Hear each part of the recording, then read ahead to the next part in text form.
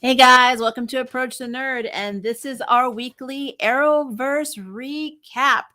We have Superman and Lois, we have Naomi, and we have the Flash. All three were interesting. All three I nitpick a little bit, and yeah, Naomi actually picked up a little bit this week, so we'll jump into that in a second.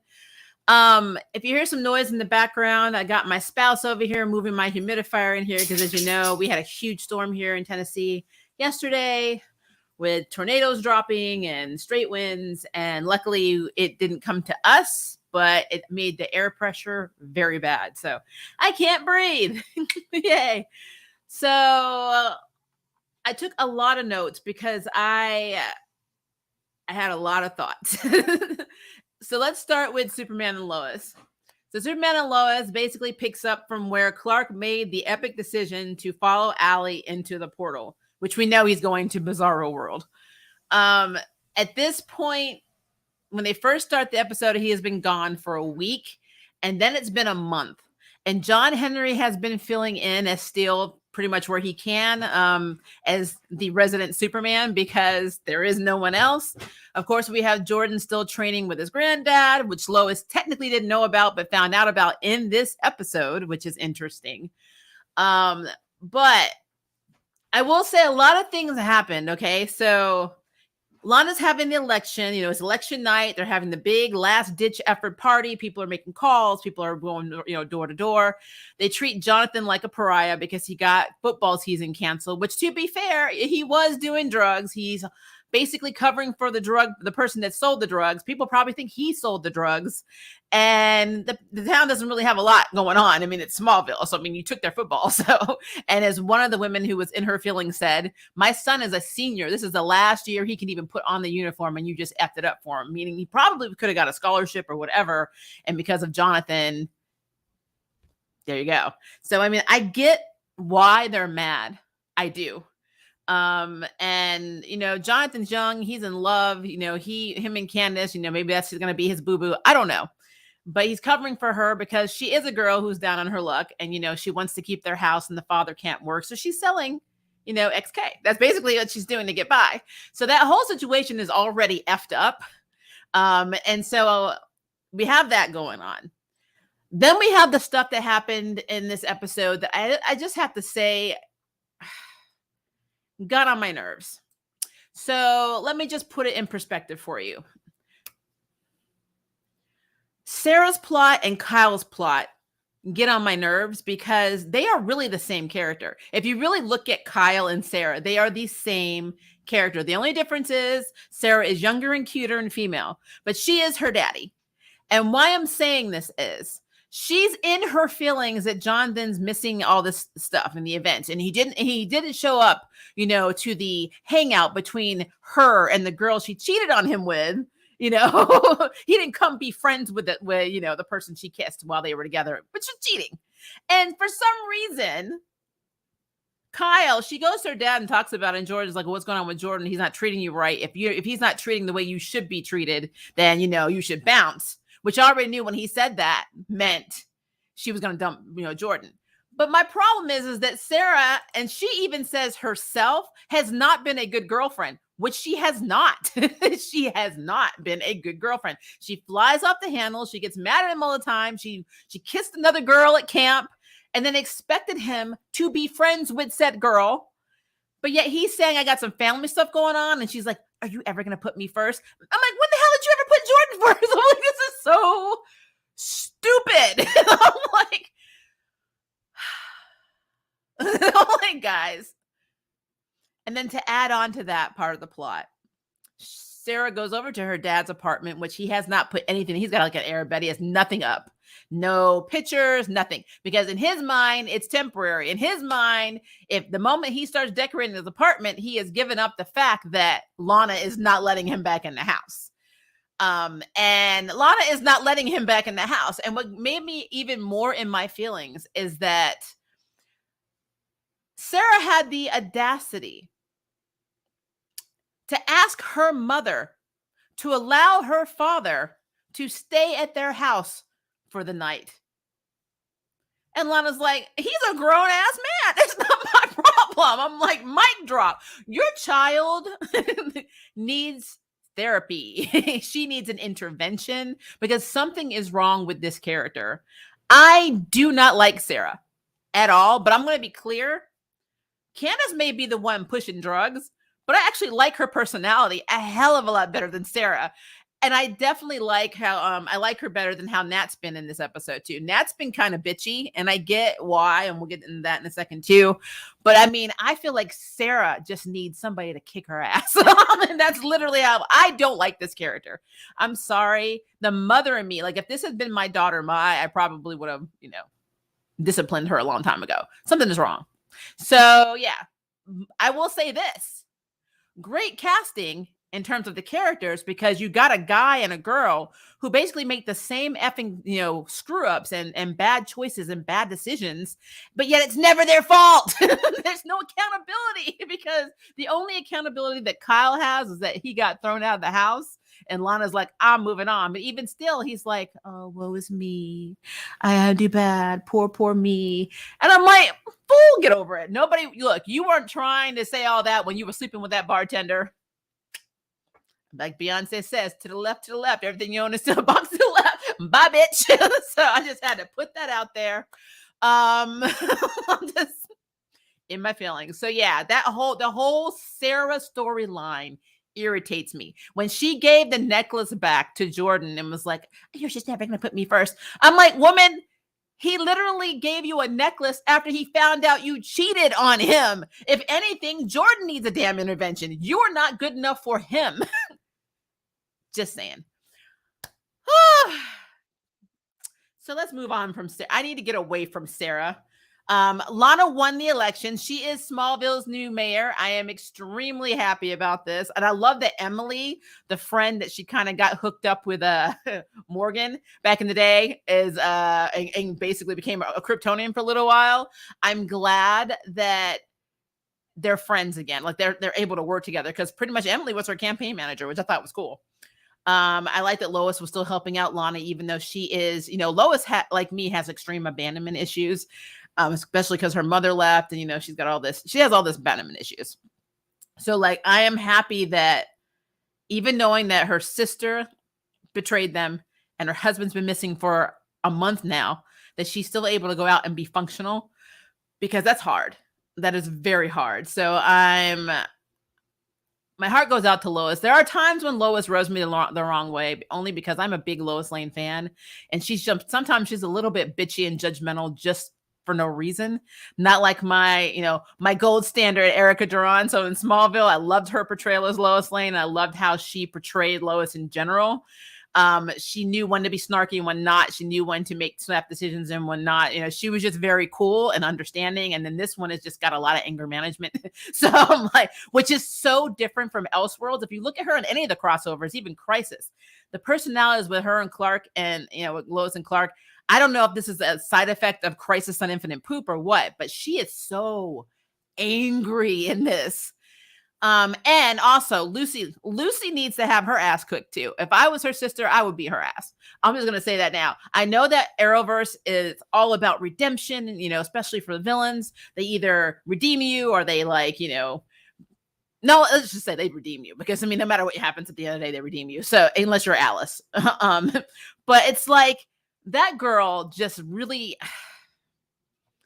if there's a picture of entitlement, her name is Lucy Lane in Superman and Lois. I'm just putting it out there. Everything's woe is me. Woe is me. I do bad things because my life is hard. Fuck you. I'm sorry. I do not like Lucy. I'm sorry. I don't like Lucy at all. I don't want her to be redeemed. I actually would love for her to go into prison because you literally stole your dad's ID and broke into a government facility and released someone, which is actually kind of treason. So I don't like Lucy. So I know they're going to redeem her. It's going to piss me off because that's what happens in these shows. But I guess what's happening for me right now, the reason I'm a little agitated is because the Arrowverse writing is leaking into Superman and Lois. Like, Superman and Lois is a solid show, except for like some of the stupid stuff like Sarah and all that. But I feel like there's just a lot of it now. And it's just really bothering me. John Henry this is something else that bothers me, okay? He forgot that day, the day that Lana got elected for mayor, was the anniversary of the death of his wife. And basically Superman killed her. Now, Nat didn't forget. And Nat is, I will say, Nat obviously never had friends, or if she did, she mentioned having high school friends. But I feel like, and this could be because of trauma and not being able to deal with stuff and being in a whole new world and being an outcast. She's angry. I'll give her the benefit of the doubt. She's angry that her mother's gone and she has to look at this person that looks just like her mother and it's not her mom. I get that. But she treats her dad like shit. And they made her into this extremely bitchy girl. And I don't know why. I don't know if they like to have the POCs angry all the time. I don't know. But she sometimes irks my nerves too. And I understand that she was in her feelings about the dad not remembering that. Like, she tried to make her mother's waffle recipe and failed, and he didn't notice. But as somebody who has lost loved ones, a mother and a previous spouse, sometimes it's hard to deal with that stuff. And so her doing this whole, you forgot about mom and you can't just throw her memory away and blah, blah, blah. And he's like, well, I didn't forget about her. I just don't like thinking about it because it's hard and it hurts. And she's like, well, you need to feel your feelings, basically. And I'm like, little girl, like, you were not a fucking therapist. Like, that irritated the hell out of me. I'm sorry. It really did. You cannot tell somebody how to grieve. You cannot tell somebody how to process. Before she was even a concept between her parents, he was with the mother. So however he needs to cope with that, let him cope. Yes, he was talking to Lana and she saw it as flirting, but little girl, stay in your lane. I mean, I get being sad about your mother's, the anniversary of the death and the dad forgetting about it. Again, he's still grieving like her. Nobody grieves the same way. So I did not like how that was handled. And he ended up having to apologize and watching his home. I'm like, this is bullshit. I'm sorry. That is Arrowverse writing at its finest. I'm just throwing it out there. They're writing John Henry and Nat that way. And it's really bothering me. It's bothering me a lot. So yeah, I had to throw that out there. Because again, I can be sympathetic to her dilemma about being in a new world and not having a mother and seeing Lois Lane and not being her mother every day and being angry. But you cannot get mad at your father on how he chooses to process his grief. That is bullshit. I don't know, guys. It's a thing. So some highlights though. I really love the fact that we got to see Jordan, out there being Superboy, though I will say, and I've said this a million times, when you are a child in the Arrowverse, you can talk to your parents whatever way you want. Not like we talk. If we said the stuff they said to our parents in real life, we would be a spot in the carpet. We would not be here. But like, Jordan literally looked at his mama and says, I'm going to do what I want to do. I have superpowers, and basically implying, and you don't, bitch. So what you going to do? Like, when she told him that he cannot run around being a superhero, he basically told her, the hell I can't. And try and stop me. I mean, like, literally, when that scene happened, my whole brain shut off. I was like, oh. I'm like, you going to stop when I get some kryptonite and shove it up your arm? Like, I would have literally a paddle made of kryptonite and be like, what did you say? But Lois just realized that her son really does not have to listen. It is a choice for him because he has his daddy's abilities and she's just a human. And now he looks at her as somebody he needs to protect, but not listen to. And so that, to me, my brain, like I said, my brain stopped when that scene popped up. I was like, well, I don't even know how to process that. He basically told her, I got powers you don't. Try and stop me. See ya. Deuces. That's how Brightburn started. Just so you know, that is how Brightburn started. So my theory about Jordan becoming Brightburn may not be too far off, but I will say, which I don't understand why this always effing happens in these shows. The people that have no powers always put themselves in positions to be killed. Case in point, they're basically trying to figure out who is, the XK dealer. They finally got Jonathan to cough it up by the grandfather promising that he would provide immunity for Candace. So Candace shows up at the house and she like apologizes to Lois, and Lois is like getting all attitudey with her and said, she's like, well, I didn't have much of a choice. She's like, well, there's always a choice. And then she's like, let me explain something to you. Like, she's like, so my father doesn't have a job. We've moved 9 times. We have no money. We don't get to live in this little fancy, farmhouse. We basically live in the trailer park. So no, when I say I don't have a choice, biatch, I don't have a choice. I am not supporting selling drugs at all, but I loved how she literally showed Lois that she too is also entitled, which is absolutely true, because for some reason, Lois and Clark, they have all the money in the world, but they don't work. They hardly work. Like, I don't know what kind of money her and Christy are making from this paper. And I know Clark isn't making shit. Like, her pretending that Clark is out of town on assignment in Metropolis. He doesn't work for the Daily Planet anymore. Nobody found that suspicious. And I'm like, but you know what? It's fine. A part-time football coach has time to be an on-call reporter, apparently, when he's disappearing, I guess. I digress. It's a thing. So I did like how Candace kind of like showed Lois like, hey, unlike you, some of us have to pay bills. So I did like that a lot. Okay, so when I talked about them always putting themselves in danger, so Lois and the grandfather get to lead on this like warehouse where, the provider, the guy that was trying to get money or shake money from Candace in the previous episode until Jordan like pushed his ass. There's like a warehouse facility where they're making the XK. And so Lois went in and she's like, this is a whole operation, which basically she implies later is basically funded by somebody outside of Smallville because it's too large for it to be local, just a local business.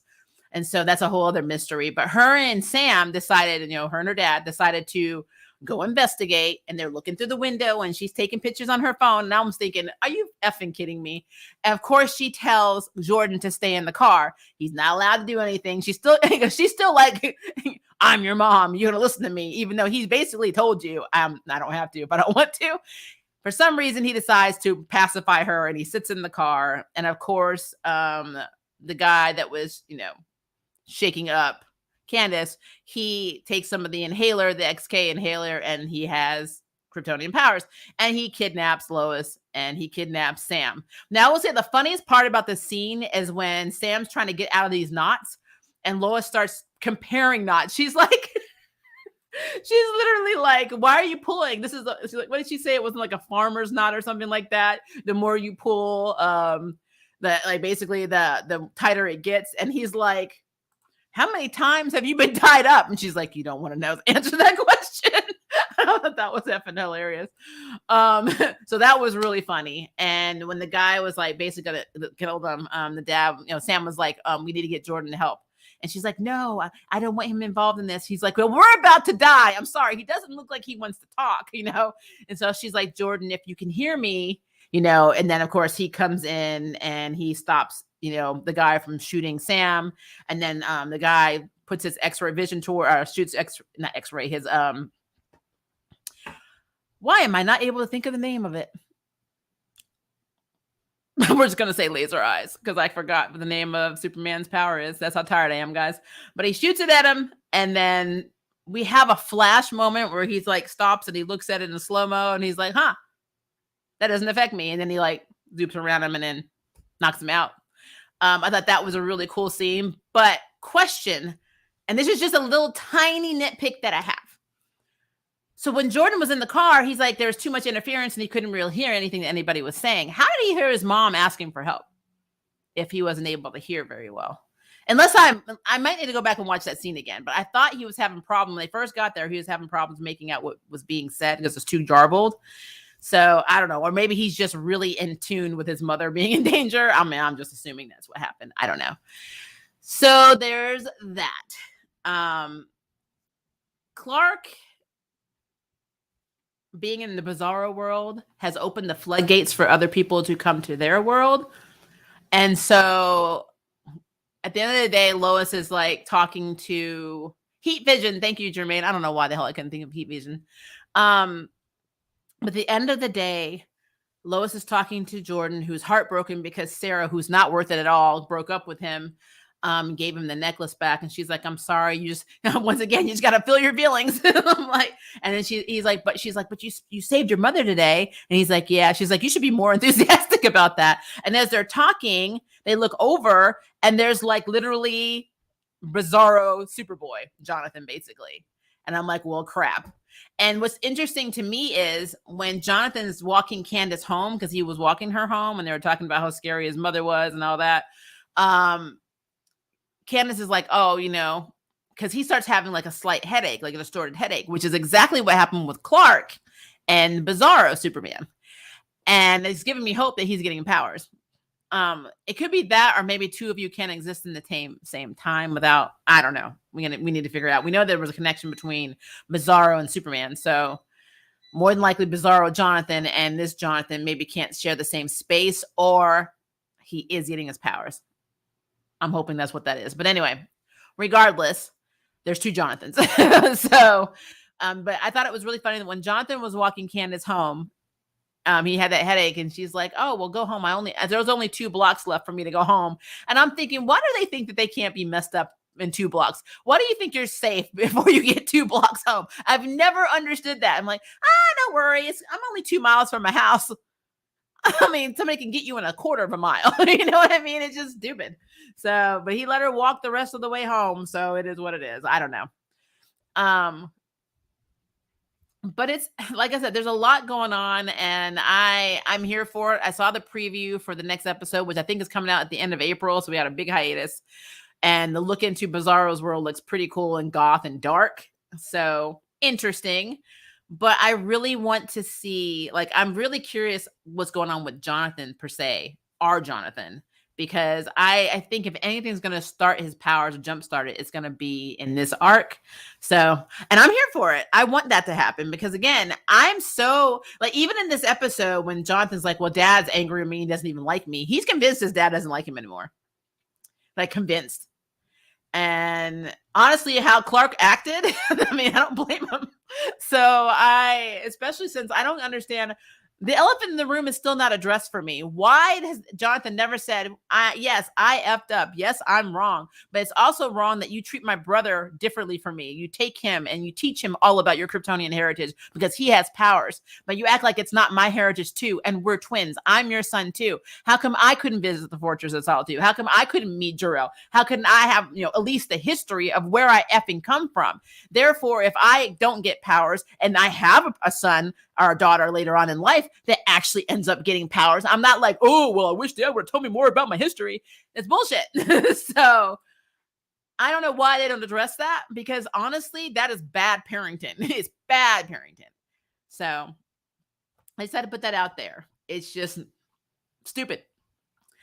Not a bad episode. One other thing that I have to say, Lana and Kyle's daughter, Sophie, looks perpetually pissed off all the time. There's only a couple of minutes where she's like, are you coming home? Or yay, Mom. But if you really look at Sophie is actually somebody they should watch too, because Sarah was already demonstrating depression and tried to kill herself. Sophie, I think, is actually a potential sociopath. So they need to watch that child. She gets this look on her face like she hates everybody around her. It is absolutely hysterical. So yeah, I just had to throw that in, that little nugget right there, because why not? I think it's a thing. But like I said, overall, good episode. And just the Arrowverse writing is definitely making an appearance, and your girl here is not excited about it. I'm gonna be real with you. I do not like when we start delving into the world of Arrowverse. It makes me unhappy. All right, so let's talk about Naomi. So Naomi picked up the pace. I mean, to be fair, though, it's a continuation of last week. We're still at the anniversary party. Some stuff's going down. We have Commander Henry Steele, who is making it his mission to find the aliens. I guess he's related to Anderson. But again, I have to put this out there. I am still so confused because Naomi admitted a week ago that Superman was real to her friends. But there are comic books about Superman in her world. So why would Superman, who is a real superhero in her world, have a comic talking about him with his identity unless he's not Clark Kent. So now my question is, what Superman is in her world? Because if it's not Clark, there's a lot of options, but I just want to know. Because if I was a superhero and I wanted to keep my identity, there's no effing way I was going to give all my shit to somebody to make a comic book. No, that's not how that works. So I need to understand how Superman is real. And if Superman is real, who is this Superman in Naomi's universe? So I'm just throwing that out there. I just needed to know. And it got me thinking about that because Commander Henry started getting Steel got really, really obsessed with aliens after the Superman arrival, or when they realized Superman was real. So, all right. So I do like the show, but I got to say it's an Arrowverse thing again. They write these teenagers with attitude problems, and they write these teenagers like they lack critical thinking skills. I don't know what it is. I don't know why it is, because that's not how teenagers are. Not every teenager is like this, but they always have a same type of character. It's like a trope that they do. I do not understand. And Naomi was very bitchy and very paranoid in this episode, to the point where she may have damaged her relationship with Nathan. And we'll get to that in a second. And then something else happens that I'm going to say, and I'm like, it's something I don't like, and I'm going to call it out. It's only because it's something to do with my LGBTQ plusness in life. They did something in this episode I did not appreciate, and I'm sure you already know what I'm talking about, but I will get to that in a minute. So basically the party is going on, and, we're trying to figure out who the aliens are. And unfortunately, they tried doing it through a party game, which was completely obvious because they were able to narrow it down to 3 people. They thought Lourdes, Nathan, and Anthony. Well, Anthony was dog sitting. Lourdes was like, it's none of your business why I was on that street. And I'm like, no, it's really not.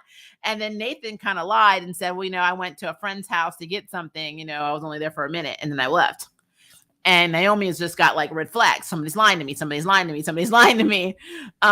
So they decided to do this party game. And so the party game basically involved them asking questions, and, and they had to, basically it's kind of like a truth or dare. Well, not truth or dare. They weren't doing truth or dare. They were doing that. I forgot the name of the game before that, but they were asking questions that they had to answer, or they had to drink whatever was ever in the cup, which more than likely was just like punch or something, because they can't drink alcohol. They're not old enough. But they were asking blatant questions that made it suspicious, asking almost like an interrogation. So it was really funny because they spent all this time trying to figure out how we're going to do this in a party game to be subtle. And then they were not subtle at all. And they ended up making everybody uncomfortable, and people are getting upset. So I'm like, that's stupid. I'm like, that was pretty stupid. So we have 3 things going on. We have D and Zimbardo. So Z was with D, and Naomi called Z to say that somebody stole the disc from her room. And thank you. Never have I ever. Thank you, Jermaine. And then also she called D to tell her that there was another alien. It's like she gave them separate pieces of information when I don't understand why. Why did you tell Z about the disc and D about the alien, but not tell each other about the other thing? So I don't understand what was happening there, but you know what? It's Arrowverse. So they both decide to show up at the anniversary party. This is a long ass party, guys. And Z was basically, he was checking D's clothes. He's like, are you going wearing that? And Z's like, what are you talking about? And then Z's like, don't you own anything that's not black? He's like, this is charcoal. That was funny as hell. But Z ends up getting him this really cool looking, unusual, eccentric looking suit, which is bothering him because it's extremely tight. And he talks about that all night. And even I love when Annabelle tells D, oh, that suit's tight. He's like, yes. And she doesn't realize it's a compliment. So I absolutely love the separation, not only in generations, but in species, where he does not understand what exactly they are saying to him. So I always found that amusing. Commander Henry Soul did pay D a visit early on. So he does know that, something is up.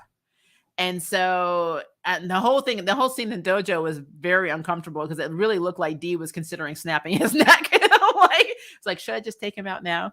And you got to have some balls. I mean, that commander had some balls just walking around with people he thought it were aliens or dangerous. And he just walking in talking shit. And I'm like, probably not your best choice, but it is what it is. So after they do that game, they imply they were going to do truth or dare. Don't think it came to that. Then basically they came up with this way of doing it by taking photos that are analog, so not digital photos. And like, so processing the film with certain chemicals that will make it easy for them to see who is an alien, because their eyes will be iridescent and will turn blue. And so that means that they have to take a picture of everybody at the party. So of course, Annabelle decides to distract them while Naomi and Lourdes drive her to the school. After she's interrogating her and making them feel like they were the ones that broke into her house, which is really funny. But they were distracting everybody with a murder mystery party. And nobody knew who Agatha Christie was, by the way, in this, which was really, really funny. And I love how Dee was the butler, and he is like, the butler? I'm the butler. Dee was just like living his best life. He has such a dry humor, and it's basically his entire personality to me is amusing, because he's so unaffected because he doesn't get it. But then when he questions things, it sounds like he's offended, and he's not. He just doesn't get it. So the butler. But so they were distracting people with that because they didn't want people to leave the party. And I will say it's interesting that they got all those pictures of everybody. So while this is happening, two things end up happening at the school. The first thing I'm going to talk about, because it's just Naomi being bitchy. So while her and Lourdes were there, and I'll get to their scene in a minute, they see Nathan, and Nathan is going to Naomi's locker trying to break in. So of course she's thinking, oh, you're trying to get something out of my locker. You probably were the one in my room. You're probably the one that stole the disc. And this is where I feel bad for Nathan. Naomi was coming at him hard and was coming at him with stuff that she should not have been saying herself, because it was hypocritical. Like, in a relationship, people need to trust each other. We don't need to have secrets between each other, and blah, blah, blah. And I'm like, and he literally said something that I love. He said, trust is a two-way street. Because can you honestly tell me you're telling me everything? You don't have secrets from me?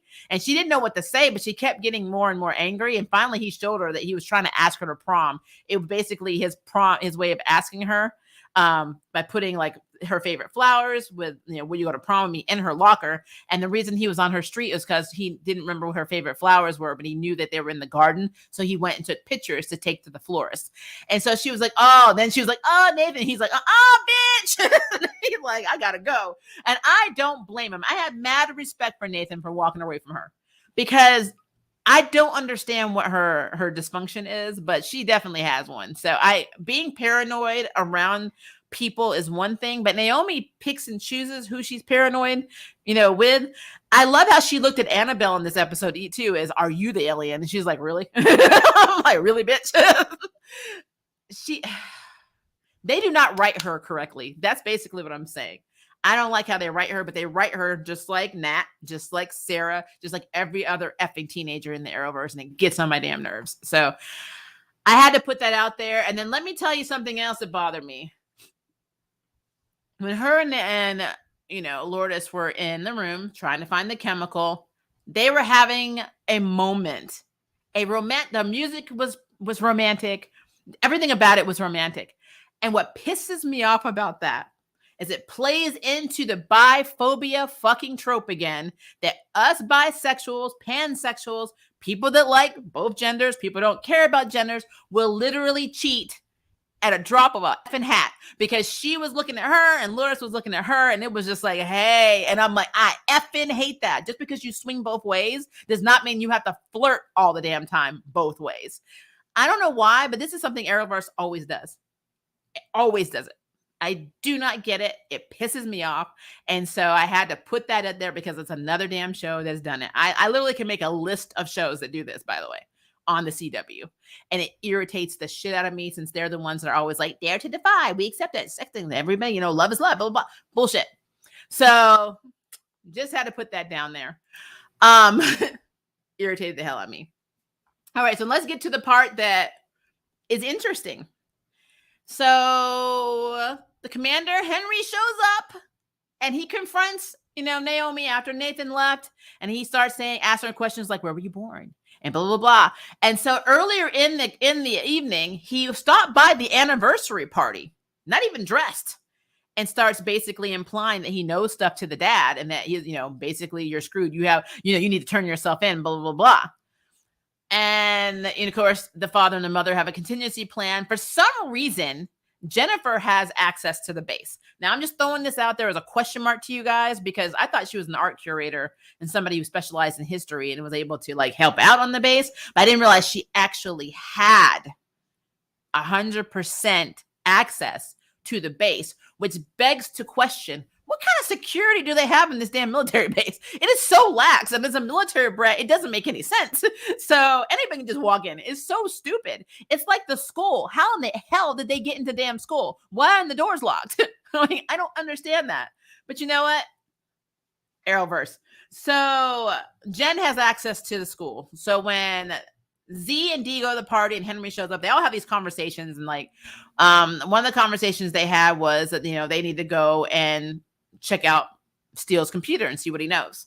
And the father couldn't do it because he's being watched, but his wife went and did it, which doesn't make any sense because she should have been being watched too, because she was also on the video when they were switching out the DNA for Naomi, so they would know that their daughter was an alien when they were analyzing, her birth rock, basically. So I don't understand why she would not have been on the radar, or why it was cool for her to be able to go on the base too. I would have thought Zimbardo or D would have been a more likely candidate to go in there, not the other, the mother of the person suspected to be an alien. So I just had to put that out there. But again, Arrowverse. So long story short, she finds out that they have suspected alien for Naomi. Z's like, okay, well, this is bad. And then Naomi's at the school. The commander shows up, starts drilling her about where she's born. She's like, the East Coast. I don't know about my adoption, blah, blah, blah. And then he starts saying, well, I know you're actually an alien. And he shows us this device, that can it's pretty much the same thing we're going to see kind of similar in the Flash later, like a destabilizer or something of that nature. And then something interesting happens. Now, we don't see it immediately because the entire episode is done in like that. When you see horror movies and they're like in the interrogation room and they're talking about what happened, and then you see all these like snippets of it, and people are actually, all of them were lying for the most part. Like when they say, oh, we weren't there, oh, I didn't see anything, and they're all lying. So Naomi has really good lying friends and family. But at the end of the day, though, like, she's about to take him on, and then mom and dad are there with rocks, and then they do something to make his nose start bleeding, and he falls in. I don't know if he has a stroke or what they do, but they basically take him out of the equation. He's not dead, but he has been made to have, I'm thinking it's a stroke. And then they made it seem like he was attacking their daughter and going after her. So basically what turned into an interrogation for everybody was really them telling what happened when the commander tried to hurt Naomi, and they don't know why. Why would he attack our daughter like that? We never knew he was unstable. So, it was really effed up. But when Naomi gets home, she's very upset. She goes and hugs Annabelle, and Annabelle's like, do you want me to stay? She's like, not tonight. And she's like upset. And then the parents are like, well, everything's okay now. We're going to bed. Bye. And she goes upstairs and she like develops the film, and she looks at the picture of her with her parents, and their eyes are all blue, like hers. Now, the interesting thing is, and maybe I'm crazy, but in the comics, Jennifer was never an alien. Only the daddy was an alien. He's from Ron. So he's a Ron soldier. So I don't know. I guess they're both going to be there. And maybe that's why the dad dislikes D, because I really think if they're sticking to the plot of the comic, which I've said a million times, he was sent there to bring him back to face consequences for being an assassin. So if that is what is happening, I'm here for it. It's just really interesting that they also made Jennifer an alien as well. So it's not just the dad now. So both of the McDuffies are aliens. Did not see that coming. That is definitely a twist, but let's be clear. They like to make metahumans human. They like to make aliens human. So why not make humans aliens? Just Arrowverse, like, is what it is. It's what's for dinner. But yeah, not a bad episode. Once again, just these little things I was nitpicking. So I will say though, mad props to the fact that it picked up, because it was such a slow down burn, and we're finally getting somewhere. And now I think we're on a hiatus till the end of April. So we may have a little bit of a wait, but yeah, I'm not unhappy with this. I just had the nitpicks, but it's an Arrowverse show. So let's be clear. When will I not have nitpicks at all about an Arrowverse show? Never. Like, it will never not happen. All right. So that brings us back to the Flash. My favorite. Guys, I'm going to say two things. It's probably going to put people in their feelings, but it is what it is. The Flash, the leading lady of the Flash, will and always will be played by Danica McKellar. It's always either Frost or Caitlin that has a side story in absolutely every episode. If you look at the synopsis, which you can do if you have Xfinity or have any access to a guide that's showing the episodes, you'll know that the next week's focus is primarily on Frost, and then the following week is primarily on Caitlin. So put it out there that we get more story involvement from these two characters than Iris and everybody else. And even though Iris' story right now is very interesting, it's still nuggets. We get little nuggets of what's happening with Iris, and then all the other stuff is shining by Frost or Caitlin. And with Caitlin, it makes no damn sense because she is a very boring character. I just have to say it. I'm sorry, but it's true. She's always been boring to me. Since season 1, she's bored the hell out of me. I can't help it. It's just what it is. And so the second thing I'm going to say is,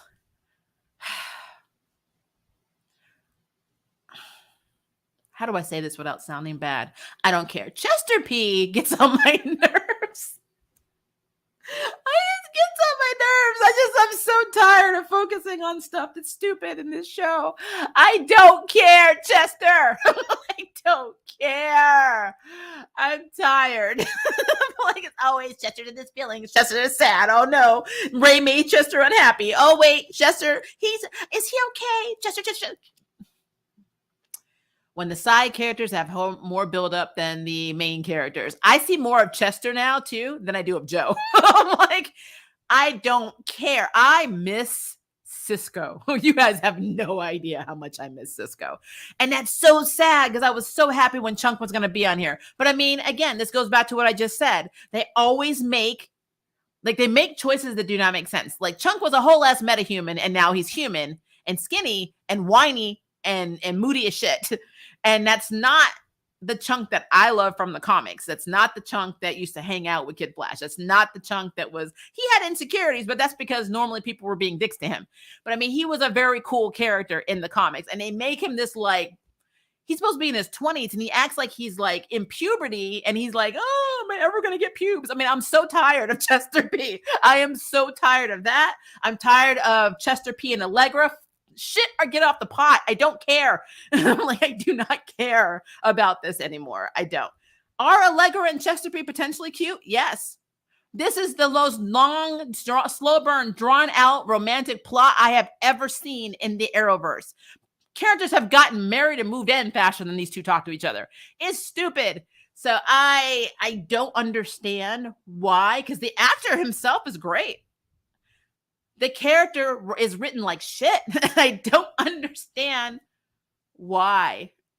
I don't know. It's weird. So in this episode, we're still dealing with trying to figure out who the metahuman is with the black fire. That's what we're doing. That's what that is. We're also dealing with the fact with Iris and her time sickness. She's losing time. We did see a snippet of it at the end of episode, I think it was 2 episodes ago, when she was having dinner with her dad and she just didn't remember him leaving and going out to the garage to get these case files. She basically is having missing time.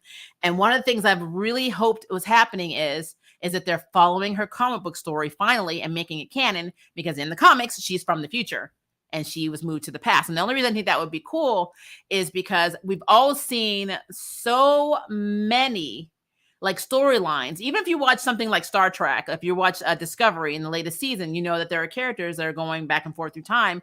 It takes a toll on your body and your body has problems adjusting. So they're trying to figure out that they don't really know why there's a time sickness. They don't know how you contract it. They don't know what the damage is. Dion, which I really love. I really love Dion. The Still Force is just awesome. I love that he's been giving her treatments. I love that at the beginning of this episode, I mean, she's sitting at their, in their apartment or loft or whatever, and he's there and he's analyzing her, and then he's joking around, and then it's such a 180 from how angry he was when he was first introduced, when he, in the series. He's such a cool character. Like, I would love it if Dion was a regular character in this series, because he is like a breath of fresh air compared to Chester. I'm sorry. I just have to put it out there. I don't know what it is. It's how he's written. It just rubs me the wrong way. But Dion basically says, I don't know what's wrong with you. I'm going to go talk to my other 4 siblings, and we're going to like analyze it and try and figure it out. And then, I'll get back to you. Which is somebody who has a medical condition. That is the worst thing you can tell somebody who's worried about their health, because it's like, I got to wait. And that's how I feel every time I have to have blood work done. I'm like, I have to wait for the results. I have to wait for the results. It is irritating. It is terrifying. And so I think how Iris reacted in this episode is very realistic, because Sue's in town and she's basically going around to all her businesses. We know that she is the reason that they were able to expand the Citizen, and she's basically Iris's landlord. And she's literally, no joke, a billionaire. Like, she has the kind of money Oliver Queen still wishes he had back in Arrowverse. And she's running around all these businesses. And so she talks about the fact that in Coast City, there is a metahuman, which is unheard of, that is supposedly being able to phase through walls and things. And so Allegra's like, hey, I want to go and cover this story. This is really, really cool. And then Iris kind of story cog blocks Allegra, and it's like, I'll do it. And like, you stay here and run everything. And I'm just like, I'm like, I felt bad for Allegra, actually. She's like, that was totally my story and my idea, and you just like stole it. But what can you do to the boss, But Iris basically just wanted to distract herself again from this medical issue, which again is terrifying. So she goes there. Sue knows something's wrong. She keeps trying to get her to talk. And at the same time, they're basically trying to track down this girl, or the metahuman. They don't know it's a girl yet.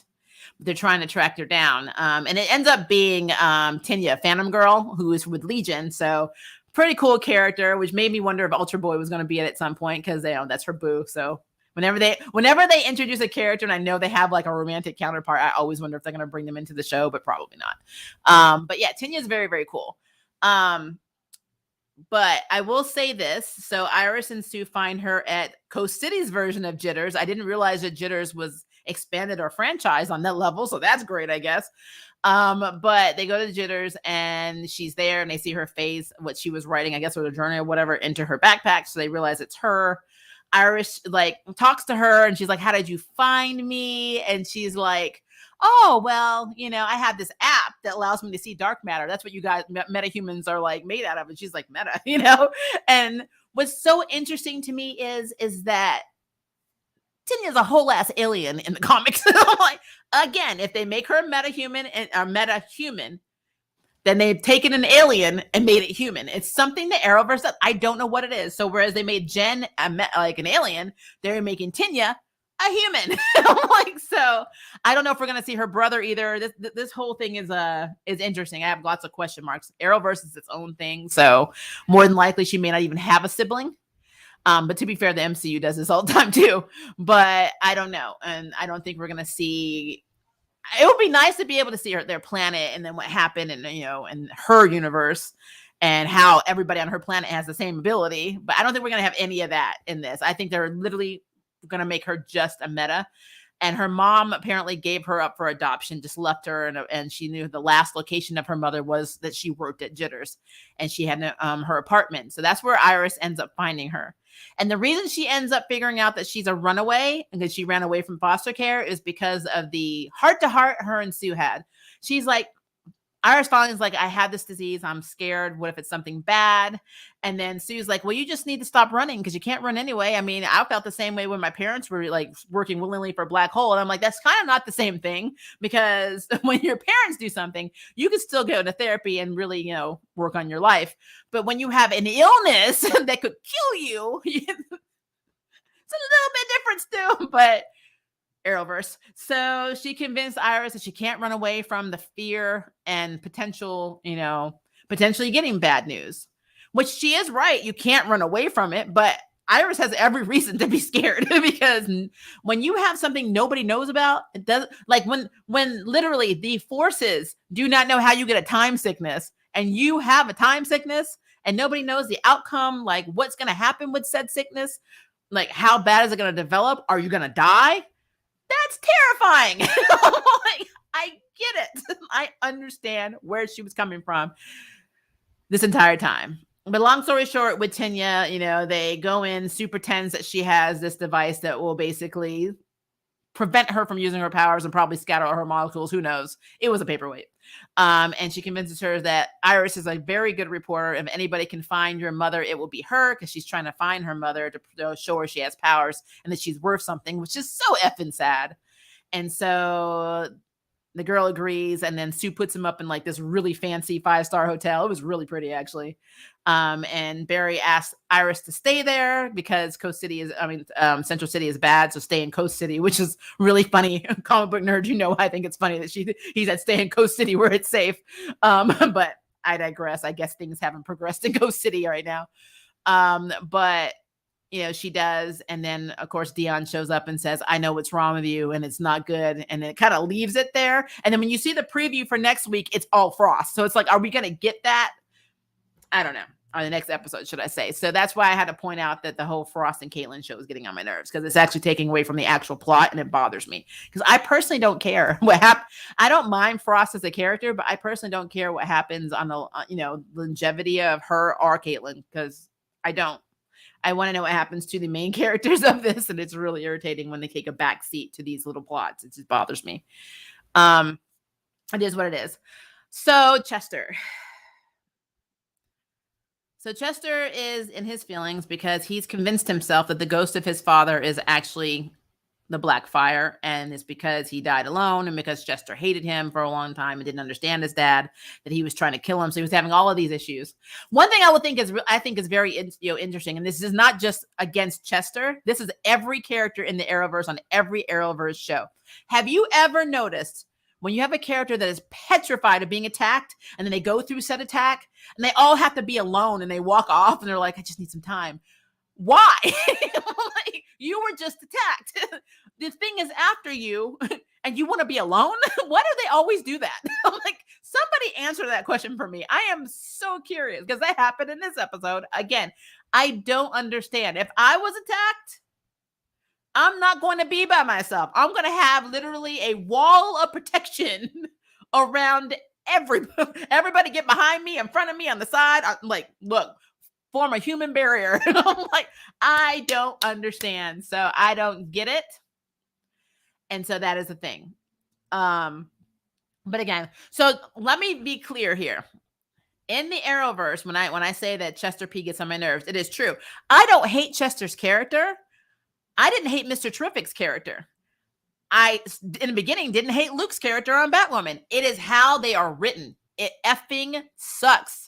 They make him into either really, really, really whiny, or they complain, or their feelings are hurt easily, and they become people that are supposed to be very kick-ass characters. They reduce them to little whiny bitches. That's literally what I'm saying to you. That is why I am in my feelings. I am channeling my blackness. I am offended for my black brothers out there, because it is how they are written in this damn show. I don't know why. It is something that always happens. And you can watch this. This was a more powerful episode for Chester because we're dealing with the memory of his dad. But I mean, he's like this all the time. I'm like, this is not an anomaly. If this was just this episode, it wouldn't be so frustrating. But he's always in his feelings about something, and it gets on my effing nerves. So it's hard for me. I'm trying to like be sympathetic and empathetic, and it's hard because all I see is whine, whine, whine. But again, I digress. In this episode, they're trying to figure out how to stop this cold fusion fire meta that they have no idea who it is, where it is. They have a theory that this person may be doing it remotely. But yeah, it's just randomly fires appearing, and they track it because overnight Chester stayed up and made this device to try and track basically where these spots are occurring. The only problem is the meta has to basically be setting someone on fire pretty much for them to be able to track it, which means somebody could die. So Barry's like, I'm fast enough. And I'm like, as soon as he said that, I was like, I'm like, why? You're fucking stupid. So long story short on this, Barry gets to the first alert and he's too late. And he literally was like, I was too late. And I'm like, I could have literally told you that before you opened your mouth and promised that you were going to get there in time. And I'm like stupid. But while they're investigating the body, like this little crazy looking flame comes up out of the body, which is, it looked kind of cool actually. It kind of looked like something you'd see like in Sailor Moon or like an Alien or something when the spirit like leaves or whatever. I don't know, it was weird, but they were trying to figure out how they were going to just take this back as a sample. And Chester's like, well, we can use the MCCU, the micro catalyzed containment unit that he designed with Ray Palmer. And I'm like, I'm so glad Ray's still working and they still mention him. I'm like, I'm so happy that that is a thing. So you get the container and then like, you know, Flash like literally just blimps out of existence and blimps back like he effing teleported. And Chester's like, I'm never going to get used to that. But they're able to take like that little sample. And at the same time, Chester's having all of these dreams because his dad ended up dying in a fire in a car and he was alone. He was crying out for help and nobody came to help him. And yeah, that's effing traumatizing. It really is. I get it. But Chester, through this whole episode, he was like, he was going between frightened to upset to angry to sad to frightened again. And it was like Allegra was trying to talk him down. I love how Frost was like, oh, he seems to be having issues. And Cecile was like, yeah, I'm really feeling this, you know, angst from you, blah, blah, blah, or this, you know, this anxiety, this fear. And Frost is like, well, why doesn't he talk to us about it? I mean, we're Team Flash. And I'm like, do you talk about all your shit with Team Flash? What kind of dialogue is this? I'm like, Arrowverse writing. And then, you know, he just spends a lot of time just kind of going off on his own. Even after they were attacked, like literally the Black Fire came to get him and he walks off by himself. And I'm like, this is so stupid. But yeah, so Allegra is the one that, throughout the episode that is proving that she is wet for him and is like legit trying to talk him down off the wall. He starts saying, I think it's my dad. You know, she's like, how did you come to that conclusion? Because, you know, when we're looking in this fire, there's no shape, there isn't a face. I mean, why do you think this is your dad? And she's like, this is not real, you know? And she's literally saying, your dad loved you. You told me your dad loved you more than anything. He's like, but it's my dad. And I'm like, okay. So then the Black Fire literally shows up again, but this time it takes on the form of Chester's dad. And it tells Chester to give, you know, take my hand and join us. So Cecile's like, whatever this entity is, it feeds off of grief because she's feeling all of this pain, all of this grief from within it. And so at first you're thinking, oh, this must be some kind of metahuman that can't stop their powers. And, you know, maybe they're just in pain and they can't handle it and they're grieving. But then you realize whatever this meta is actually getting off on taking people's grief. And the reason it's coming for Chester is because Chester is still grieving heavily over the loss of his dad and feeling guilty about hating him for so long when his dad was actually pretty cool. And, you know, I get that. Again, I've been grieving my mother since 2008. I am nowhere near where I need to be in that process. So I understand that I would be bait for this thing if it came for me too. But like Chester was like talking and then Cecile and Allegra were like, you know, that's not your dad. He's not there. And then Chester's like, but, you know, he starts talking. And then finally he does like this whole thing. He's like, wait a minute. My dad would never tell me to leave my family, my chosen family and the life I built for myself and blah, blah, blah. So he doesn't take the thing's hand. And then he basically tells him to F off and then it goes away. And I guess my question is this. And again, I know that we've now connected what all of the previous victims have in common is that all of them are grieving over something like losing a house, losing a loved one, a fiance dying from cancer, blah, blah, blah. So like all of this stuff is connected. And so everybody that has died has had a recent tragedy or grief, which is kind of effed up if this is a metahuman targeting people that have already gone through really bad shit. That is really messed up. But, you know, I have a feeling that if you don't touch it, it can't harm you, which means it took on the form of all of these people's loved ones. And, you know, except for the guy who had his house foreclosed. Did it take the form of the house and be like, I could have stayed with you, Bob? Like, I don't know what that was about, but like, I just feel like it took all the forms of the people's trauma and then they would reach out to touch it. And that's what would burn them alive. And because Lord, I told you, it's the same character, because Chester did not take the bait. He lived. But then what does that mean going forward? And so I'm really curious. There are a few theories I have on what this meta could potentially be. But you know what I wish it was? And I know there's no way in hell that it would be. And it's even the wrong color. I would love for it to be a red lantern. I would love for it to be a red effing lantern. And to me, I just think that would be a really good way of, introducing lanterns into the universe by having them be red first. And then therefore, when you have a red lantern and you see a green lantern, you're like, oh, another evil son of a bitch. I think it'd be really cool if it was actually a connection to the red lanterns. I thought that would be very cool. I know it's not going to happen. I don't want it to be a Black Lantern because we both know we don't need a bunch of zombies walking around. And, even though Blackest Night was a very good series, but still, I really think that a red lantern would have been very cool. If it had not been an entity, it had been a ring the entire time. I think that would be very, very cool. But I digress. I know there's no way in hell that it is a red lantern ring, but God, that would have been really cool. That would have been very effing cool. But I digress.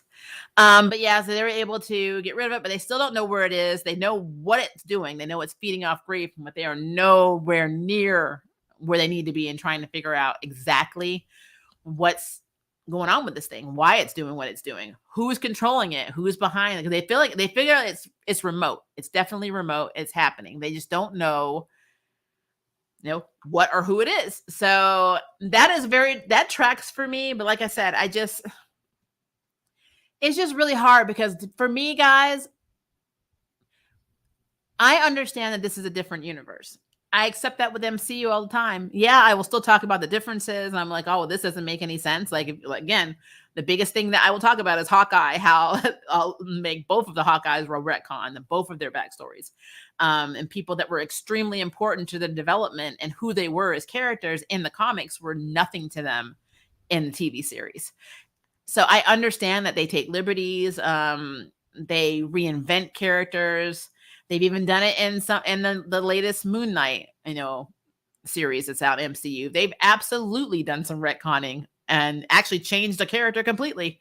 So I understand that this is what they do because they don't consider themselves to be canon. They don't consider themselves to be the comic book universe, which, to be fair, the comic book universe also retcons itself all the damn time. So I understand this. But what's so hard for me is when you have a TV show where you have the Flash and Iris West, and they're canon characters in the comics. They go through a lot of shiz together. And then you have their children from the future. But then you have what we call this circle of make-believe.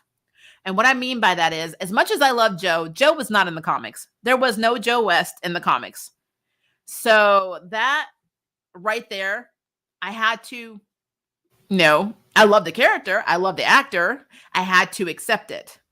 But then you had the additions of Killer Frost, who on no earth, except for one, it was a Justice League issue where she temporarily not joined, but helped the Justice League for a millisecond, has ever been good. Well, I guess prior to her accident, which really wasn't an accident, she was well, we all know how Killer Frost got her powers. But she was a villain. Cisco, a villain. Vibe started off a villain. He did eventually become a leaguer, but he was a villain.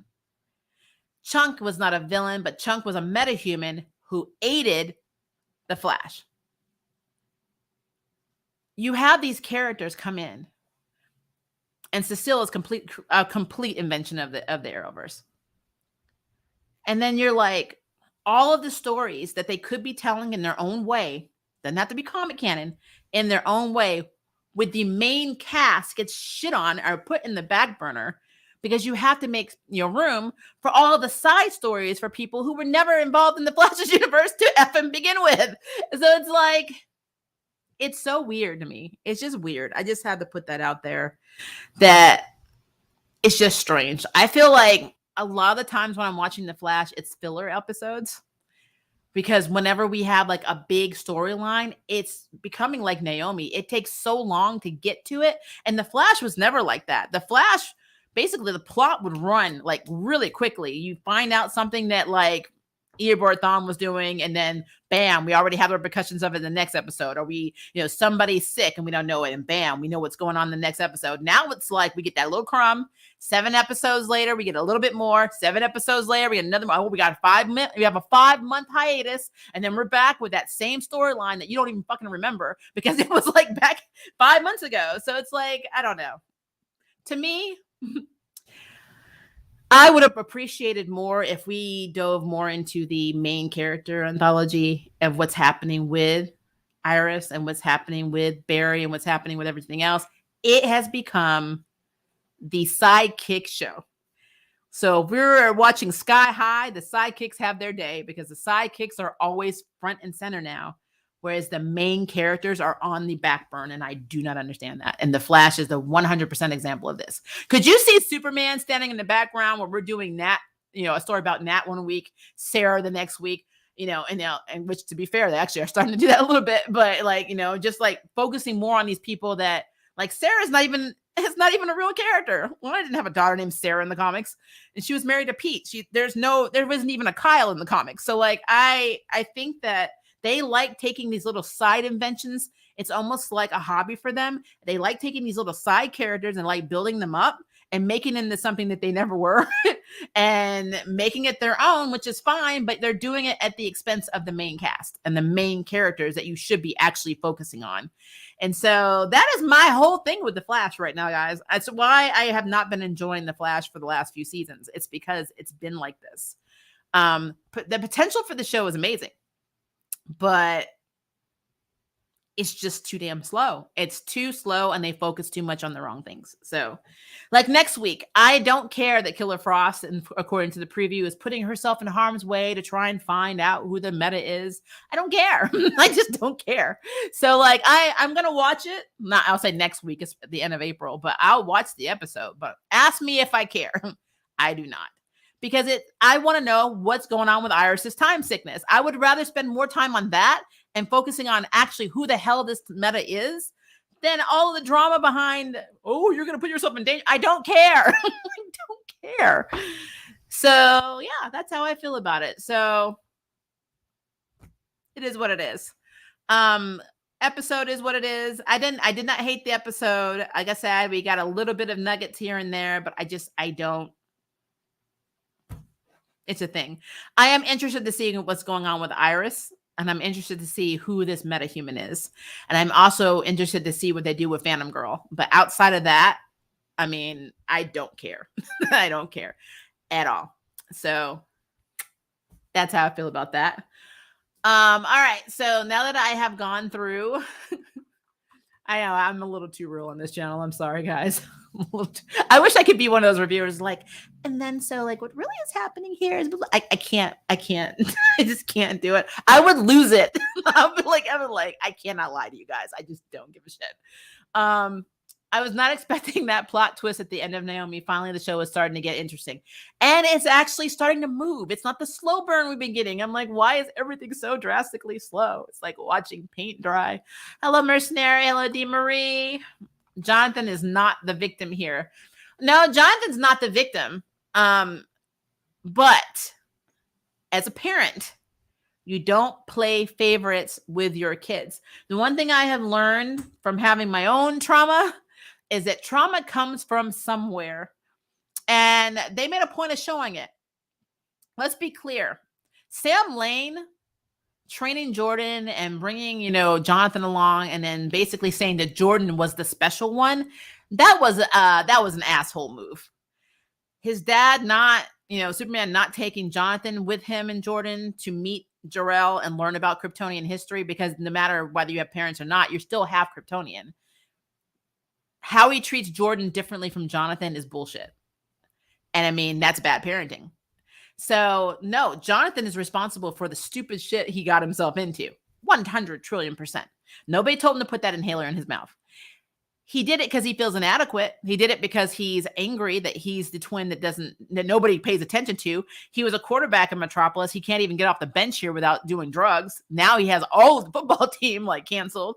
Now he's not the victim, but you have to see the side of him that is hurting because nobody is paying attention to the fact that Jonathan is being treated like shit. And it's sad. I really think that's sad. So that's why I like this show, and it's complex. You can get mad at the actions. You can think that they're stupid, which they are, but at the same time, the character is he definitely has issues, and he's definitely flawed. And some of those issues are from his parents, especially his dad. Just throwing it out there. Taking drugs and selling drugs is not cool. Absolutely. They really are the same character. Yes, Kyle and Sarah are 1,000,000,000% the same. I mean, great casting, great writing if you really think about it, because they made somebody who is a cheater and unaccountable and like literally gaslights their own life, and then they extended it to his child. So, and his other daughter is a sociopath. So there you go. She further proves how much of a bad girlfriend she really was. She even said, it's not like I've been a great girlfriend. I'm like, well, then what the hell's the problem? Why are you hating on what he's doing when you yourself have been trash? I'm just putting it out there. It's a big stress reliever off of Jordan's back. He pretty much said, bye, Felicia. I know. I was so excited. But you know, what really scares me is that after we get through the Bizarro episode next week, unless they have like a cut back and forth between Prime Earth and then Bizarro's world, we might see Jordan kind of retconning. Because the one thing I hate is when the Arrowverse, they make these like really kick-ass decisions and they have these characters be like proactive and like, I'm not taking your crap anymore. And then the next episode, they're like, baby, please come back. And I'm like, no, why? Like, why? So I'm really hoping that Bye Felicia doesn't come, turn to, please, Sarah, I wrote you a song. I'll sing it outside your window. I'm excited for Lana. Also, she deserves it. She's been through so much. She really has. Lana has been through a lot. Lucy is the female Harvey Dent, Two-Face. She is. Somebody just needs to. I feel like she wasn't smacked the hell out of enough growing up. That's what it is. Lois should have been like, shut up. I don't even like violence, but it's like these characters just make you want to smack the hell out of them. She is one of them, and I don't like her. I don't like how they write her. I do not like Lucy at all. And it's so bad because Lucy in the comics is a very awesome character, and I hate what they did to her. What the writers have done with Lucy Lane is horrible. She was a strong female character on Supergirl, and now she's weak and pathetic. What the F is up with that? I know. It's almost like Crisis has changed everything, and that's another problem that I'm having. Crisis had to have retconned Lucy Lane because Lucy Lane was in Supergirl's show, and Lois and Clark are in Superman's Earth. They're all on the same Earth since Crisis. So at least Flash, Supergirl, Black Lightning, Superman and Lois, and Batwoman, all of them are on the same Earth. And then Stargirl's on her own Earth and Naomi's on her own Earth. So, I mean, that to me doesn't make sense that the Lucy Lane, this very accomplished military person who's very self-assured, had a little slight fling with Jimmy Olsen back in the day, but like is a very independent woman. And now you got this girl who's like, I don't know. I feel like she should be popping pills and then in some kind of asylum because like, I don't know what's wrong with her. I really don't. The episode gave me Earth X vibes. I agree with that completely. The next episode preview kind of looks like Earth X as well. The best character on Superman and Lois so far is Lana Cushing. The writers really showed up for her character, making her strong and not a victim of a broken marriage. Lois is cool too. Don't F with Lois. I like Lana a lot, and I like Lois. I just don't like how angry they keep having Lois. Lois gets like, there's like no in between. She's either, I'm going to say it, she looks high sometimes, and then she's angry. It's like high, angry, high, angry. There's not really a lot in between. And I can't blame it on acting because the character of the actress who I loved when she was on Grimm, she was Juliet on Grimm. She's a phenomenal actress. I love Elizabeth. She's very, very good. It's how they write her. I don't know why they do that. They made her have so much anger management. It's weird.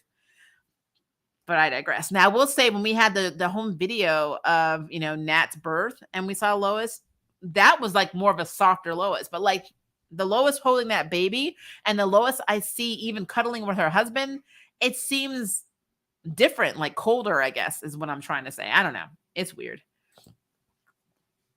Let's see. Never have I ever. Yeah, you did tell me that. I'm glad that, because I really did not remember that. I did not remember the name of that game. Hi, Kevin. How are you? The Flash continues to make Allegra and Chester, but I don't care about it all. I know, right? I don't care. Just do it. But I don't get it, guys. I don't understand it at all. Like, real talk. Why do we care about Allegra and Chester? They're cute. They would be a cute couple, but why is this slow burn between these two characters such a big effing deal? I don't care. It doesn't make anything plot forward for me, whether you're screwing or not. I do not care. So I digress. I'm still waiting for the LGBTQ plus representation on the Flash. Where that at? Naomi was just jumping to conclusions. Yes, she always does. Again, she's just a victim of writing again. She was so bitchy to her friends. Like, I don't even understand how they still follow her. She's got a harem. She's the first female character on this show to have her own harem. It's really weird. Like Dee said, everything has everyone has the rights to their secrets. Yep, absolutely. Except for if something Naomi wants to know, then you're a bad person. Think before you act, Naomi. Yep. I really hope they don't take Naomi down that bi trope. I mean, did you hear the music? I'm like, and the way they were looking at each other, I'm like, this is bullshit. I'm like, you can't do that because it sends the wrong message. It sends a message of you're with this guy, and you're also with, and this is before her and Nathan even had the disagreement. You're with this guy, and now you're making googly eyes at this girl. Biphobia. That's what it is. That's a biphobic trope. And then on top of that, the LGBTQ plus representation was her and Lourdes. And because you don't have that, you're also sending the message of we can't have gay people or we can't have queer relationships in our show. They don't end in somebody cheating on somebody or don't end the way of Riverdale, because that's a horrible. Riverdale is probably one of the worst shows for LGBTQ plus that I've ever seen. So, well, that and Nancy Drew, because that was a whole other issue for me with the best character. But yeah, I just feel like doing that was completely inappropriate in a way. And so I don't know. I didn't like it. Oh, you could do a bisexual trope vid on the CW for Approach to Yuri. Oh, trust me. I have that in the works. I actually have a manga I have to review for it because I haven't posted in 3 months on that channel. I feel really bad. I can't lie. I forgot what Naomi's mom does. I'm pretty sure she does art history or curation or something because they brought her in for those symbols on The Rock. I think that, no, I know in the comics she was an artist, but she wasn't an alien. So again, it's a thing. Also, Secret in the Arrowverse is a joke. Yeah, security is. It's like nobody locks their doors. They don't lock the school, the base. I'm used to growing up on bases where you see MPs driving around. You have like soldiers patrolling all the time, even in the most like towny places. Because I mean, one of the bases I lived on was in Rental, Illinois. It was right next to an actual urban neighborhood, and like, we had a Zaire's that we shared with civilians and all that. But I mean, at the end of the day, they couldn't just up and walk from the house and go into the base because if they proceeded, they might get shot.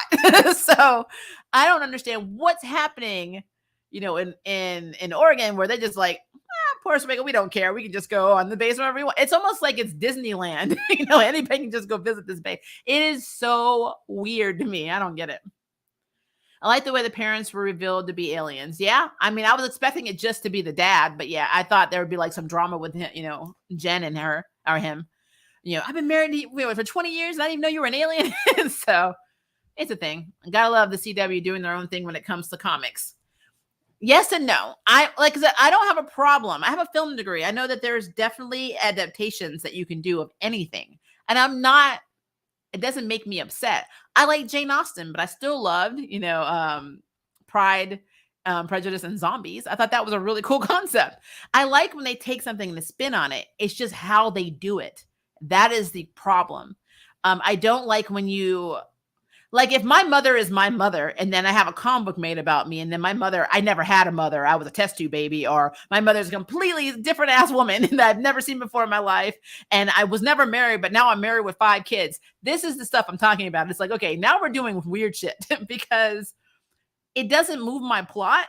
And then when people go back and read the comics, they're like, wait, what? Where are the kids? And it's just like, you don't understand how many times that I've had to explain to my child the differences between something, because she'll pick up one of my comic books in here and she'll be like, how come I don't see the boyfriend in here? And I'm like, because that was never the boyfriend, in the comic books. That was only for the TV. Why? And then you have to have these conversations. It's just so weird.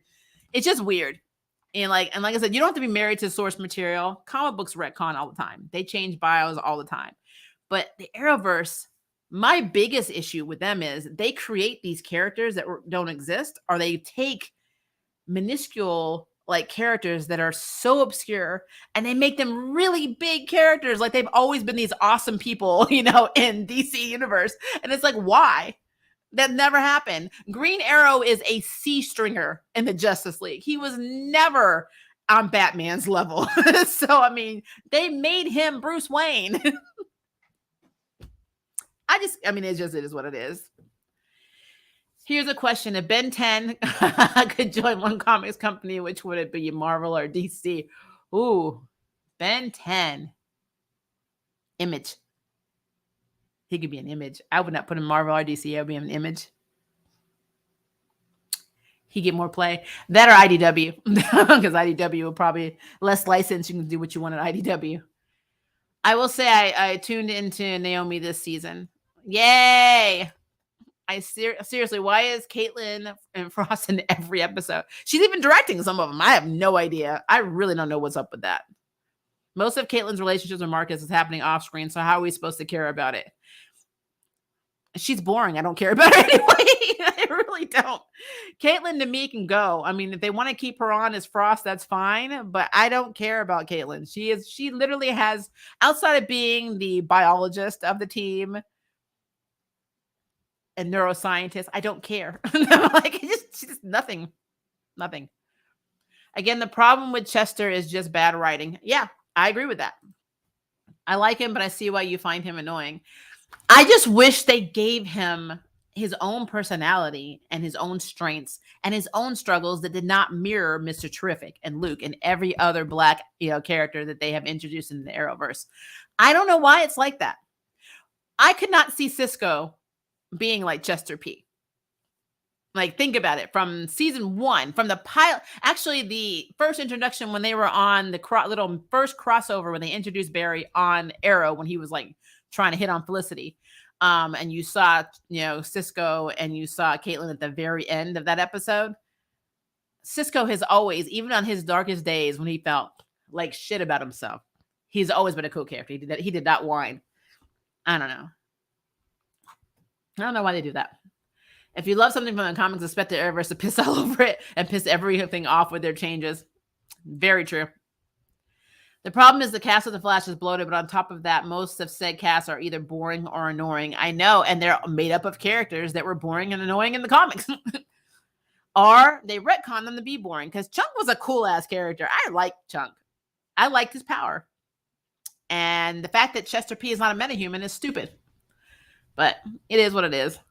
Viewing the Arrowverse works best if you're completely ignorant of the comics, because if you are in the know about comics, it gets aggravating.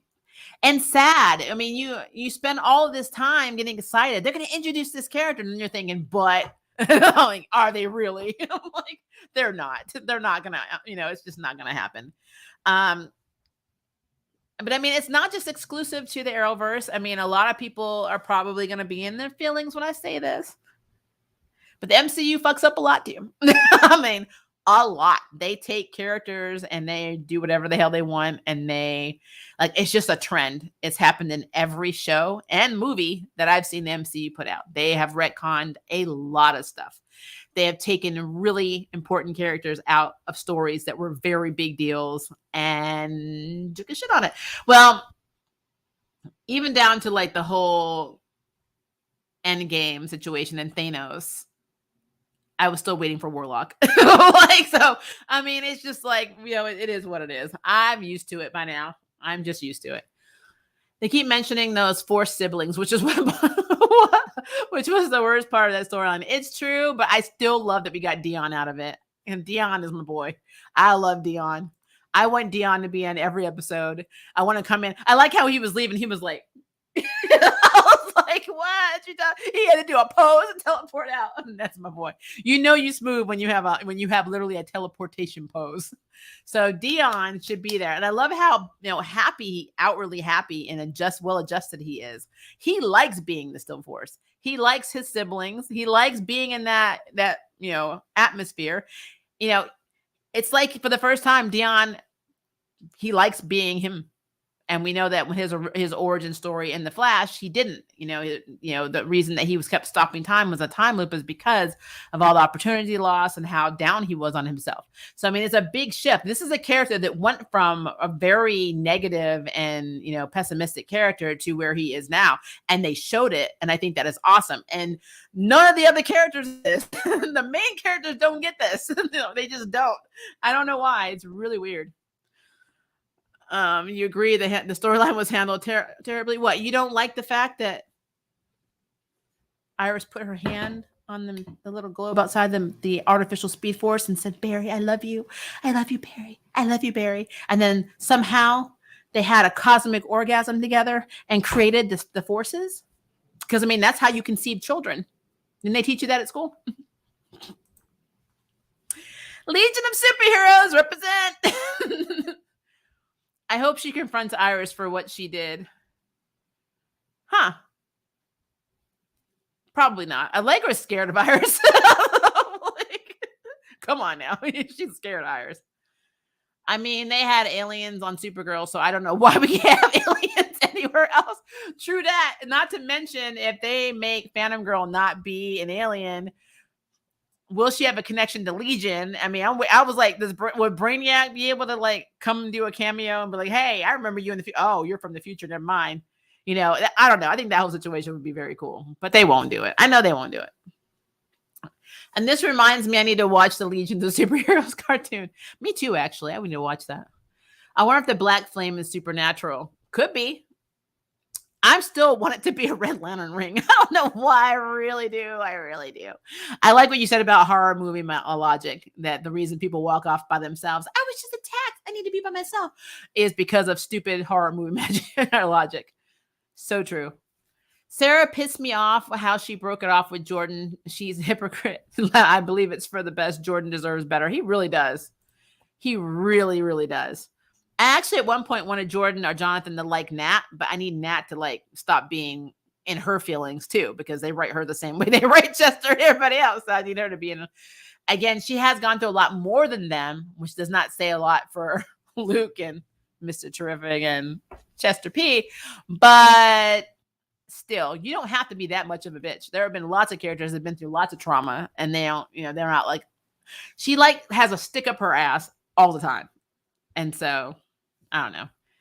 I just saw Marvel's Moon Knight, and damn, I'm legit hooked now. And this episode does have holy shit moments.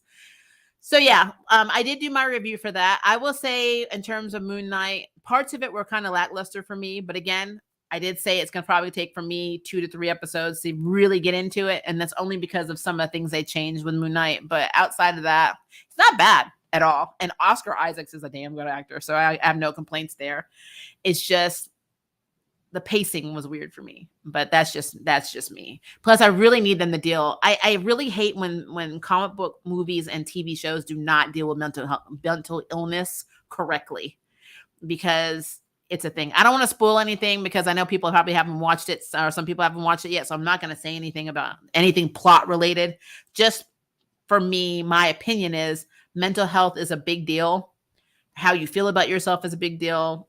People should notice that if you're not doing well and want to help you. And I feel like a lot of these shows and a lot of these movies drop the ball in terms of mental illness. And so that is my one big gripe about it. So just saying.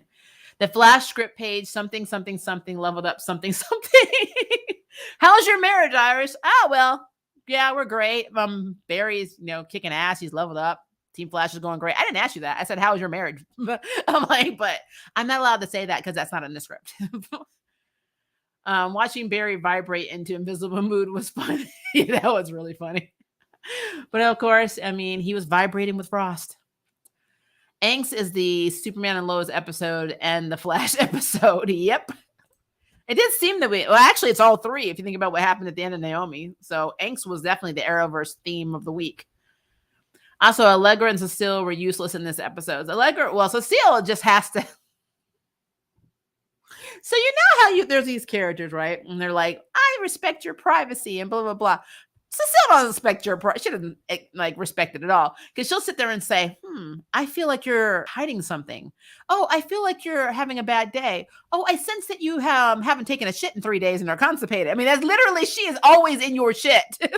And it doesn't make sense because I remember when she first got this ability, she promised Joe she wouldn't use it on him, and she realized that it was disrespectful to go into somebody's mind and talk about their feelings without their consent. And she does it all the damn time. Like all the time. Luke and Chester both have daddy issues, recycling CW plot points again. Yep. I'm just waiting for them to share clothes. Though I will say, Chester P's hair was on point. That's the issue with live action adaptations. Everything's always different. And I don't know why everything has to be different. I'm so glad that Oliver got out while he could before the new Arrowverse could mess up his character.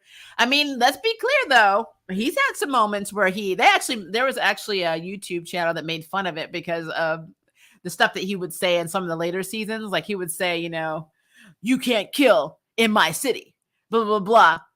And then he'd be like, but I have to kill, but that's okay because I'm the only one that has what it takes to understand the severity of taking a life. And I'm like, what? Like, I just kill people all the time. Like, go back and watch season 1. But it's just the way that he would tell other people about, you can't be a vigilante in my city. I'm like, you are a whole ass vigilante in the city that does not belong to you because you did not buy said city. Star City is not, Queen City.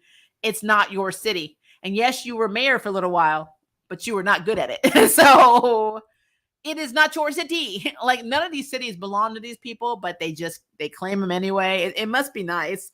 I live in Memphis. I'm not ever going to say, this is my city. You want it? Come get it. I'm not doing it. I'm like, I am not the vigilante you want or need in Memphis, Tennessee. The Flash has become slow. Absolutely. Are you guys going to read the Arrowverse tie-in comic when they come out next week? I don't know. I don't know. I really don't know. How would you feel the DCEU did their own Crisis on Infinite Earths event that connects everything in live action, including the TV series, because reports are saying that WB is interested in doing it? Well, I have questions then. So let's get out the lip gloss of knowledge plus my lip chapter. So are you saying, how would I feel if they took the weak ass Anti-Monitor from Crisis on Infinite Poop and Bebo and put it in the DCEU as a crossover? Because that was the threat. So what exactly would they be tying in with the Arrowverse's version of Crisis? Because Bebo was a worse threat and he wasn't even real than Anti-Monitor, who you literally could shoot at with guns. So I don't know how I would feel. I mean, a few words come to mind: disappointed, disgusted. I'd have a big WTF flag over my head. I cannot conceive how they would be able to do that successfully, because the DCEU, even though it has its flaws, they are darker than the Arrowverse.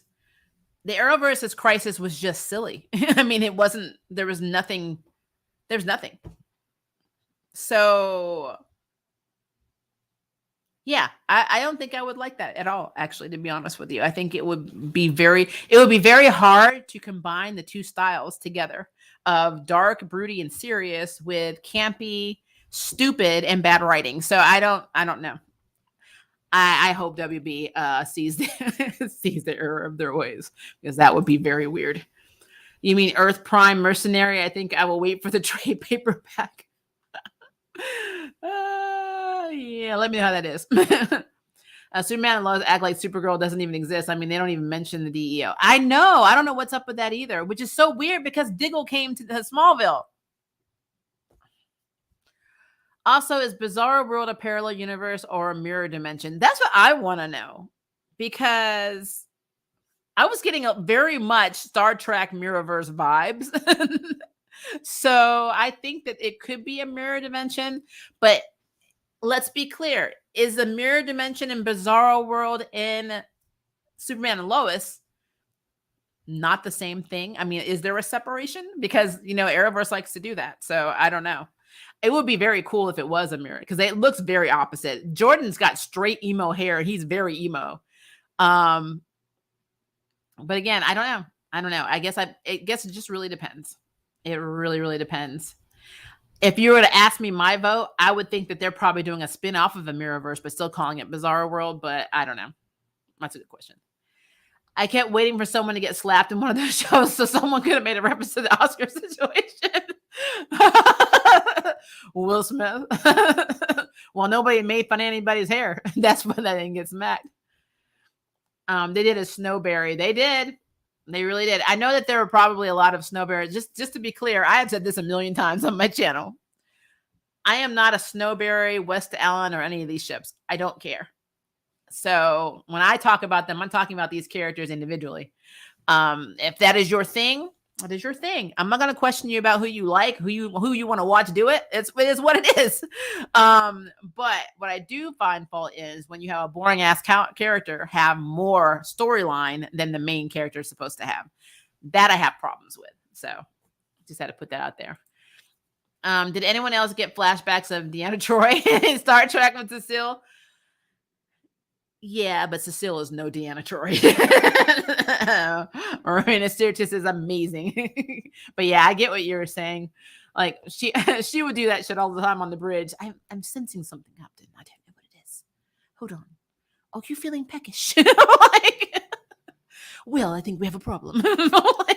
I love Deanna Troi. But yeah, I could see where you can kind of get that. I think Cecile's a little bit more of an annoying Deanna Troi. I actually looked it up and found out that Cecile is in the comics with no powers, though. Oh, she probably is an obscure character. And that happens all the time. I mean, like I said, Felicity is a big example of that. Felicity Smoke was not anything. She was the wife of a character that helped Batman out once. It was like, she sat at a desk, but it wasn't even IT. I forgot what she did. I think her husband was actually in internet security or something like that.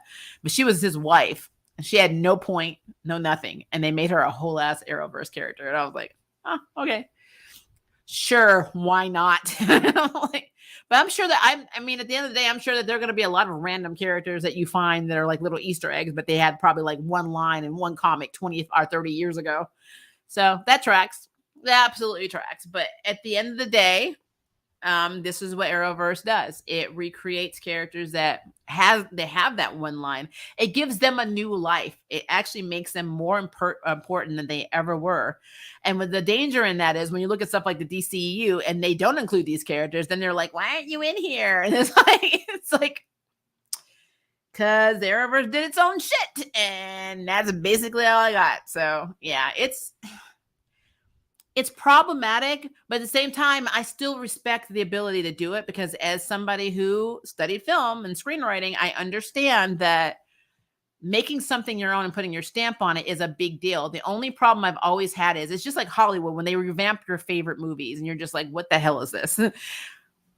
At some point, you need to have originality. And when originality comes, you creating your own characters and your own storylines. Not something you're taking from a comic book and not taking something like Crisis on Infinite Earth and giving us this bullshit. Not Bryan Singer trying to do Days of Future Past. And we won't even talk about any of that. It's like they take these really well-known and popular comic arcs and then they F them up and they expect you to be okay with it because it's their version. And I'm sorry, that just doesn't track with me. So there are ways of doing things that are not that bad. Let's put it that way. I don't know if you know that there's a channel called Realm and they have the continuation of Orphan Black called Orphan Black The Next Chapter, and it has 2 seasons now. Oh, wow. Same cast? I did not know that. I need to check that out. That is really cool. Well, since I knew that you were going to hate the idea, especially the current state of DCEU, then you're going to hate this bit of news. WB is also doing a DCEU version of Gotham Knights.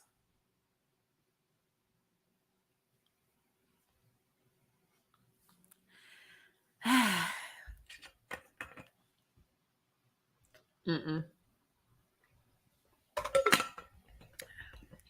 This makes me really sad. You know what? I like Peacemaker. That's all I'm going to say. That's all I got. I like Peacemaker. Like, just who are the writers? I know on Arrowverse, I'm pretty sure that the writers may still be the same people doing Batwoman, and there's no point in me watching that show like ever. Like, just should never watch that show. Isn't Diggle getting his own show where he trains metahumans, like Meta University or something? They're making Diggle into Professor X, basically. Here's Maria's answer. I don't care. I mean, could you see it on my face? I'm sorry. I'm not, though. I just don't care. I like Peacemaker. Peacemaker season 2. Ratcatcher 2 should be kind of cool too. I'm down with Batgirl, and I think the new Black Canary series would be very cool. But yeah, I don't have enough shits to give for this Gotham Knights stuff. So no, I don't. And why are they also doing a Gotham Knights if Arrowverse is doing a Gotham Knights? How is that original? I don't know. That's so no. I wish James Gunn had taken the helm of DCEU and became the Kevin Feige, because he would have been better than Kevin Feige. I think that would have been very cool. But he didn't want to do it, which is kind of stupid, because I mean, he should have done it. He should have done it. I think he would have fixed a lot of shit. It would have been really, really cool. And I would have been here for it. But yeah, it's kind of sucking that he's decided not to take on that role. And I'm scared of who they are going to ask to be the Kevin Feige of DCEU, because that could be very traumatizing and scary. So that's a thing. All right. I like that, Team Eagly. It is 1 hour and 40 minutes into this stream. I have nothing else to say about this crap. I love you guys. I just don't. But if you guys have any other questions, concerns, theories, blah, blah, blah, you know the drill. Put in the comment section below. Also, we have Charm tomorrow night. Woo-hoo, we got Charmed. I'm going to try and make my Kung Fu video either later tonight or early tomorrow morning, because I haven't watched the episode yet, so I need to watch it first. For episode 4, I did post 2 and 3 already yesterday, as well as my Moon Knight episode 1 thoughts. Slight spoilers, didn't go too in depth. And then I'm going to have the Owl House on Saturday. I'm pretty sure Yashahime is done for the season. Then they have their season finale, which, you know, if you want to know what I thought about that, I also did that in the review. So there is a live stream on that. You can find on the community tab or in the content section in the tune folder. I am going to be posting more videos. I promise you. I've been getting all of our stuff together. We had a huge storm yesterday. It was bad. It was pretty bad. So I live in Tornado Alley. So sometimes this stuff happens. And because we had that huge storm yesterday, I can't breathe. The air pressure is horrible here. It is very bad. I have a humidifier, a fan going. The air's on. It's still really, really bad. It's like wading through pea soup. It is horrible. Humidity is crazy. It's in the red right now. So all that being said, it's very hard to sit here for prolonged periods of time in this room, because my apartment was built in the late 1800s to early 19th century, and we still have the same ventilation system that they had in 1903. So 2022, we've evolved into nothing in this place. So it's very, very hard to be in this room sometimes, and that has been my main issue. But I am working on it, guys. I promise you. I have videos coming. I know you guys approached the Yuri stuff, so that is coming as well. So be on the lookout for lots of stuff coming out. And I'm also going to be announcing stuff on my motion comic soon too. So yay, we're having lots of announcements coming out. All right, guys, you guys are amazing. But I got to go. So if it is day for you, have a very good day. If it is evening for you, have a very good evening. And I will see you in my next stream and video, which will be tomorrow. Bye, guys.